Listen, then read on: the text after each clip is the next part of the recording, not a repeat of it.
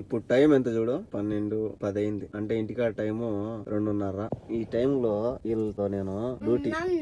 ఈ టైంలో మన వాళ్ళు నిద్రపోయి పొద్దున్నే లేచేసి తాగి కూడా తాగుతా ఉంటారు. కానీ నేను మాత్రం డ్యూటీలో వీళ్ళ పిల్లలను కూర్చోబెట్టుకొని ఉందా. అట్లా ఉంటది కువైట్ లో డ్రైవర్ల పరిస్థితి. ఇంకా నేను ప్రస్తుతానికి మా ఇంటికాడ లేను, వేరే ఇంటికాడ ఉన్నా. పోతా ఇంటికి, పోయేటప్పటికి ఎంత అవుతుందో చూడు.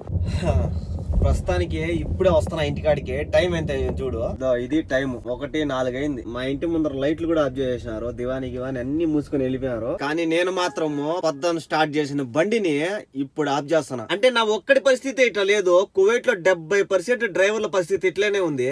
మా మేడము మా సార్ తో అయితే నాకు ఎటువంటి ఇబ్బంది లేదు, ఈ పక్కన వాళ్ళతోనే చాలా ఇబ్బంది అయిపోతుంది. ఇప్పుడు నేను ఎక్కించుకోమింది కూడా వేరే వాళ్ళని. ఇక్కడ ఏంది అంటే మగోళ్ళు ఇళ్లలో ఉంటారు, ఆడోళ్ళు ఈ టైం దాకా తిరుగుతూ ఉంటారు. ఇది నాకు ఏ జాతికి సంబంధించిన వాళ్ళు నాకైతే అర్థమే కదా అబ్బాయి. ఇంకేం చేద్దాం, ఇంకొక 4 నెలలు ఉంది, 4 నెలలు చేసుకొని దొబ్బేద్దాం.